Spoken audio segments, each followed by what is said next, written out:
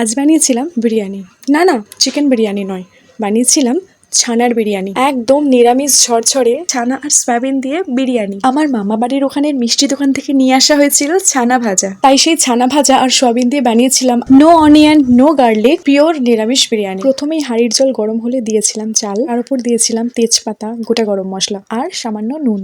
এবার ভাতটা ফুটে রেডি হয়ে গেলে একটা বড় গামলাতে নামিয়ে নিয়েছিলাম, তার মধ্যে দিয়েছিলাম ঘি, চিনি এবং নুন। গরম ভাতের সাথে সেগুলো মাখিয়ে নিয়ে একটু ঠান্ডা হওয়ার জন্য রেখে দিয়েছিলাম। ততক্ষণে একটা পাত্র বসিয়ে তার মধ্যে জল দিয়ে নুন দিয়ে সোয়াবিন সেদ্ধ করতে দিয়েছিলাম। সোয়াবিন সেদ্ধ হয়ে গেলেই তার মধ্যে থেকে জলগুলো চিপে সোয়াবিনগুলো একটা অন্য পাত্রে রেখে দিয়েছিলাম। এবার কিছু বেসিক মশলা তৈরি করে নিলাম, যেমন হচ্ছে টমেটো পিউরি আর আদা বাটা। এখন একটা কড়া বসিয়ে তেল গরম করে তার মধ্যে কতগুলো আলু ভাজা বসিয়ে দিয়েছিলাম। এবার সেটা লাল লাল করে ভাজা হয়ে গেলে দিয়ে দিয়েছিলাম সোয়াবিনগুলো, যাতে সেগুলোও একটু ভাজা হয়ে যায়। এখন সেগুলো একটা বাটিতে তুলে নিয়ে সেম কড়াইয়ের মধ্যে কিছুটা তেল দিয়ে গোটা গরম মশলা দিয়ে দিয়েছিলাম টমেটো পিউরি আর আদা বাটা আর কিছুটা নুন। এখন সেগুলোকে একটু জল দিয়ে মিশিয়ে হলুদ, লঙ্কা, জিরের গুঁড়ো ভালো করে মিশিয়ে কষিয়ে নিলাম। এবার সেই কষানো মশলা থেকে তেল ছাড়িয়ে দিয়েছিলাম সোয়াবিন আর আলু ভাজাগুলো, সাথে দিলাম ছানা ভাজাটা। মশলার সাথে সবকিছু একসাথে কষিয়ে নিলাম। এবার একটা ছোট বাটিতে কিছুটা টক দই, চিনি আর বিরিয়ানি মশলা মিশিয়ে নিলাম। এটা দিলাম কড়াইতে ঢেলে, সাথে কিছুটা ভাজা মশলা আর ঘি দিয়ে সবকিছু ভালো করে মিশিয়ে নিলাম। ছানা আলু সোয়াবিনের তরকারি রেডি।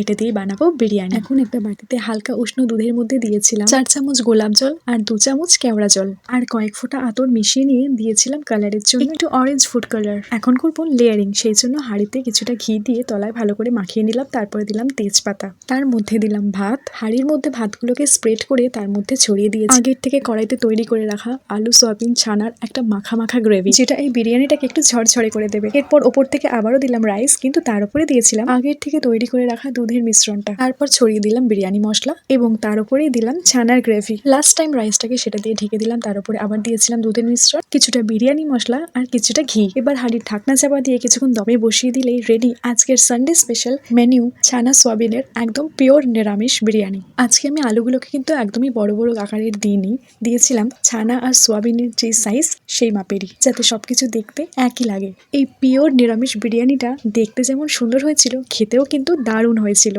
এভরি সানডেতে আমাদের বাড়িতে কোনো না কোনো আমিষ রেসিপি হয়, তাই ভাবলাম এই সানডেতে আমি কিছু নিরামিষ রেসিপি ট্রাই করব, যেটা আমি তোমাদের সাথে শেয়ার করলাম। এটা আমি খেয়ে বুঝলাম যে আমি কেমন বানিয়েছি, বাট এটার লুকসটা কেমন হয়েছে সেটা তোমরা দেখে আমাকে অবশ্যই জানিও। কিন্তু এই নিরামিষ ছানার বিরিয়ানি আমার মেয়ের কেমন খেতে লাগবে সেটাই আমার জানার ছিল, তাই ওকে আমি খেতে দিলাম এবং জিজ্ঞাসা করলাম কেমন হয়েছিল, আর উত্তরে বলল